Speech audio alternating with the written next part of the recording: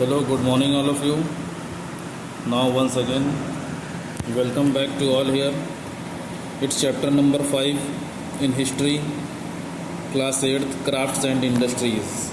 Chapter number 5, crafts and industries.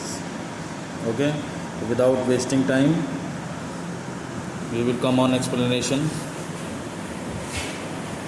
All of you, all the students, open your book and be attentive. Industries in the pre British period, यानी अंग्रेज़ों का जब period start हुआ था, एकदम उन लोग का समय शुरू हुआ था, तब इंडस्ट्रीज़ का क्या हाल था, क्या कह रहे हैं। Before the coming of the British, industries in India produce fine quality cotton, silk, precious stones and different handicraft items on a large scale. अंग्रेज़ों के भारत में आने से पहले जो उद्योग थे भारत में, वो बहुत ही अच्छी क्वालिटी के कॉटन, जो इंडस्ट्रीज़ थी, बहुत ही अच्छी क्वालिटी का कॉटन, सिल्क, कीमती पत्थर और दूसरे हाथ से बनाए जाने वाले आइटम्स बहुत बड़े पैमाने पर तैयार करते थे इंडस्ट्रीज़ जो थी इंडिया की। These goods had a great demand in the western markets, यानी वेस्टर्न डायरेक्शन में जो मार्केट्स थी, वेस्टर्न कंट्रीज़ में जो मार्केट्स थी, वहाँ पर इन गुड्स की बहुत ही ज़्यादा डिमांड थी। Under the patronage of the rulers, राजाओं के संरक्षण में, यानी राजाओं के अंडर में, पैट्रोनेज में अंडर में, a large variety of goods की बहुत बड़ी वैरायटी, अलग अलग तरीके के जो सामान हैं, were produced in the royal कारखानाज और वर्कशॉप्स, शाही कारखानों में या काम करने वाली दुकानों पर प्रोड्यूस किए जाते थे। The European travellers made a huge profit by selling Indian goods in the European markets. क्या कह रहे हैं, जो यूरोपियन व्यापारी थे, मेड अ ह्यूज प्रॉफिट, इन लोगों ने बहुत सारा प्रॉफिट कमाया बाई सेलिंग इंडियन गुड्स, भारतीय सामानों को बेच करके, in the European markets, European बाज़ारों में बेच करके। भारतीय यूरोपियन व्यापारियों ने भारतीय सामानों को यूरोपियन मार्केट्स में बेच करके बहुत सारा प्रॉफिट कमाया। Europeans powers such as the British, the French and the Portuguese fought with each other to establish their monopoly over the lucrative trade with India. European powers यानी यूरोपियन शक्तियाँ, जैसे कि ब्रिटिश हो गए, फ्रेंच लोग हो गए, पुर्तगाली लोग हो गए, फॉट विद ईच अदर, ये एक दूसरे से फाइट करते रहते थे, to establish monopoly, establish their monopoly, यानी इंडिया में मोनोपोली लाने के लिए। मोनोपोली एकाधिपत्य, केवल एक लोगों का ही राजकाज चले, ऐसी मोनोपोली लाना चाहते थे। Over the lucrative trade with India, Bharat में कमाई के लिए जो व्यापार किया जाता था। ल्यूक्रेटिव ट्रेड यानी अर्निंग मनी, ल्यूक्रेटिव मतलब अर्निंग मनी, पैसा कमाने के लिए जो व्यापार होता था भारत में, वहाँ पर मोनोपोली लाना चाहते थे। ब्रिटिश अपनी अलग लाना चाहते थे, फ्रेंच अपनी अलग और पुर्तगाली अपनी अलग लाना चाहते थे। How ever the situation change after the industrial revolution in Britain, लेकिन जो परिस्थिति थी, जो कंडीशन थी, वो इंडस्ट्रियल रिवोल्यूशन ब्रिटेन में जब आया उसके बाद एकदम बदल गई, यानी औद्योगिक क्रांति जो ब्रिटेन में हुई उससे सिचुएशन पूरी तरीके से बदल गई। अब देखिए इंडस्ट्रियल रिवोल्यूशन क्या था। The industrial revolution in Britain saw the establishment of various industries in Britain and the large scale production of factory made goods. क्या कह रहे हैं, the industrial revolution in Britain saw the establishment of various industries, Britain में जो औद्योगिक क्रांति हुई है, इंडस्ट्रियल रिवोल्यूशन हुआ, उसकी वजह से बहुत सारे इंडस्ट्रीज़ ब्रिटेन में इस्टेब्लिश हो गई, and the large scale of production of factory made goods, और कारखानों में बनने वाले जो सामान थे उनका प्रोडक्शन बहुत बड़े पैमाने पर होने लगा। Textile and iron and steel industries played an important role in the industrial revolution, जिसमें कपड़ा उद्योग जो है आपका, लौह उद्योग यानी लोहे से बनने वाले जो सामान थे, और स्टील का यानी इस्पात का जो उद्योग था, उसकी महत्वपूर्ण भूमिका रही इंडस्ट्रियल रिवोल्यूशन में, औद्योगिक क्रांति में। Britain now needed to find markets for the factory made products, Britain को अब फैक्ट्री में बनने वाले जो प्रोडक्ट्स थे उनके लिए बाजार की ज़रूरत थी।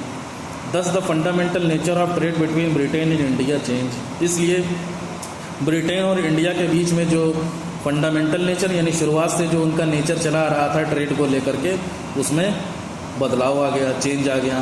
From being a major exporter, India turn into a major importer. एक मेजर एक्सपोर्टर, पहले तो भारत एक जो क्या था, बीइंग अ मेजर एक्सपोर्टर, यानी चीज़ें बाहर भेजी जाती थी इंडिया से, लेकिन बाद में औद्योगिक क्रांति आने की वजह से इंडिया मेजर इंपोर्टर हो गया, बाहर से चीज़ें यहाँ मंगाई जाने लगी, इंडिया में मंगाई जाने लगी। ये हो गया आपका इंडस्ट्रियल रिवोल्यूशन। अब बात करेंगे Indian textiles in the world market. Bharat में जो कपड़ा बनाया जाता था उसकी विश्व के जो दूसरे बाज़ार हैं, वर्ल्ड के जो दूसरे मार्केट्स हैं, वहाँ क्या डिमांड थी। क्या कह रहे हैं, in the world market Indian textiles were known for their quality and fine craftsmanship. World की मार्केट में भारत का जो कपड़ा है were known for their quality, उसे उसकी क्वालिटी के लिए और बहुत ही अच्छी क्राफ्ट्समैनशिप यानी डिज़ाइन के लिए जाना जाता था। Indian textiles were exported to south east Asia, फिर है आपका Java, Sumatra and Penang, and also to central and west Asia. Lucknow, Agra, Banaras, Ahmedabad, Multan, Dacca and Surat were major centres of textile production in India.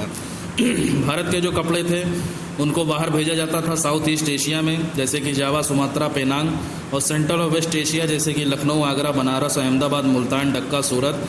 ये सब कपड़ा उद्योग के भारत में मुख्य स्थान थे, मुख्य जगह थी। In Britain calico and muslin were in huge demand. Britain में कैलिको और मसलिन नाम का जो कपड़ा था, जो टेक्सटाइल था, उसकी डिमांड बहुत ज़्यादा थी। From the 16th century the European traders took Indian textiles to the European markets. क्या कह रहे हैं कि फ्रॉम 16th सेंचुरी, 16वीं शताब्दी से जो यूरोपियन व्यापारी थे उन्होंने भारतीय कपड़ों को यूरोपियन बाज़ारों में लाना शुरू कर दिया। Where they became very popular, जहाँ पर वो बहुत ज़्यादा पसंद किए जाने लगे, लोकप्रिय हो गए, नहीं लोग उन कपड़ों को पसंद करने लगे। The East India Company traders bought Indian textiles at a very low price. East India Company के जो व्यापारी थे उन्होंने भारतीय कपड़ों को बहुत ही कम दाम में खरीदा, and made huge profits by selling them in the European market. और इंडियन टेक्सटाइल को यूरोपियन मार्केट्स में बेच करके ह्यूज प्रॉफिट्स कमाए, बहुत ही ज़्यादा लाभ कमाया। हाउएवर पोस्ट इंडस्ट्रियल रिवोल्यूशन, लेकिन फिर भी इंडस्ट्रियल रिवोल्यूशन यानी बाद में जब इंडस्ट्रियल रिवोल्यूशन पूरा हो गया, the English textile industry demanded a ban on the import of Indian textiles. तब इंग्लिश यानी अंग्रेज़ों का जो कपड़ा उद्योग था उन्होंने भारत के कपड़ों के ऊपर बैन लगाने के लिए डिमांड करी, यानी प्रतिबंध, रोक लगाने के लिए डिमांड करी। Keeping the interest of the Indian textile industry owners, अंग्रेज़ों के कपड़ा उद्योग के मालिकों के इंटरेस्ट को ध्यान में रखते हुए the British government pass the calico act in 1720। British सरकार ने कैलिको एक्ट, कैलिको एक रेशे का नाम है, फाइबर का नाम है, इससे जुड़ा हुआ एक कानून या अधिनियम 1720 में पास किया। Which banned the use of printed cotton textile in England, जिसमें टेक्सटाइल छपाई वाला कॉटन का जो कपड़ा था उसके ऊपर इंग्लैंड में बैन लगा दिया गया। The focus shifted to importing raw materials, focus इस बात पर केवल किया गया कि रॉ मटेरियल्स को इंपोर्ट किया जाए भारत से रॉ मटेरियल्स को इंग्लैंड में मंगाया जाए, and exporting machine made goods to the Indian market, और मशीन से बना हुआ जो कपड़े का सामान है उसे भारत के मार्केट में भेजा जाए। The goods coming from England were free of custom duties. England से जो गुड्स कपड़ा वगैरह या दूसरे सामान जो आते थे उनके ऊपर कोई भी कस्टम ड्यूटी यानी टैक्स नहीं था। Divide of any protective loss the Indian textile industry suffered huge losses. बिना किसी सुरक्षात्मक कानून के, ठीक है, बिना किसी सुरक्षात्मक यानी प्रोटेक्शन देने वाले कानून के वजह से जो इंडियन टेक्सटाइल उद्योग था, भारत का जो कपड़ा उद्योग था, वो बहुत बड़ी नुकसान में चला गया या उसे बहुत ही नुकसान का सामना करना पड़ा। उसके बाद आता है आपका charter act. The charter act of 1813 open the Indian market non East India Company traders as well. 1813 का जो आपका चार्टर एक्ट था उसमें भारतीय बाज़ारों को नॉन ईस्ट इंडियन कंपनी व्यापारियों के लिए खोल दिया गया। Non East India Company traders यानी अंग्रेज़ों से रिलेटेड जो व्यापारी नहीं थे उनके लिए चार्टर एक्ट के थ्रू 1813 में भारतीय बाज़ारों को खोल दिया गया।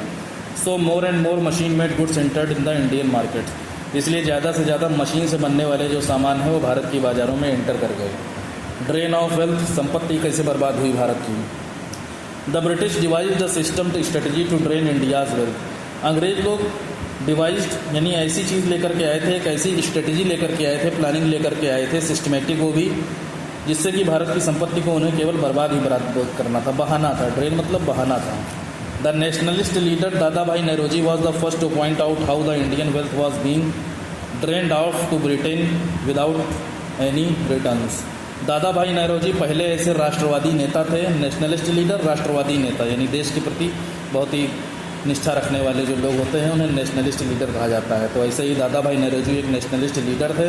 वो ऐसे पहले नेता थे जिनको इस बात का पता चल गया कि ब्रिटेन किस तरीके से भारत की संपत्ति को बहाने में लगा हुआ है, बिना किसी रिटर्न्स को दे करके, हमें बिना कुछ दे करके हमारी संपत्ति को देश से बाहर भेज रहा है।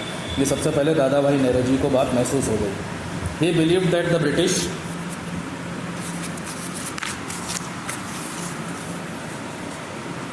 Operative policies drain the wealth of India. उनको इस बात का विश्वास था कि अंग्रेज़ों की जो अत्याचार करने वाली पॉलिसीज़ हैं या जो नीतियां हैं वो भारत की संपत्ति को बहा रही हैं and led to the impoverishment of Indian industries, जिसकी वजह से भारतीय उद्योग जो है वो बर्बादी की तरफ जा रहा है, नुकसान की तरफ जा रहा है। The theory of economic drain indicated the exploitative character of the British rule. इस तरीके से आर्थिक रूप से जो इकोनॉमिकली जो भारत को बहाने का या भारत को ख़त्म करने का जो थ्योरी था, पहले जो लेसन था, उसने इस बात को दिखा दिया, उसने ये इंडिकेट किया कि the exploitative character of the British rule, कि अंग्रेज़ शासन कितना ज़्यादा अत्याचार करने वाले कैरेक्टर का है, यानी उसके लोग कितने ज़्यादा अत्याचारी हैं, ये बात बिल्कुल साफ साफ दिखने लगी।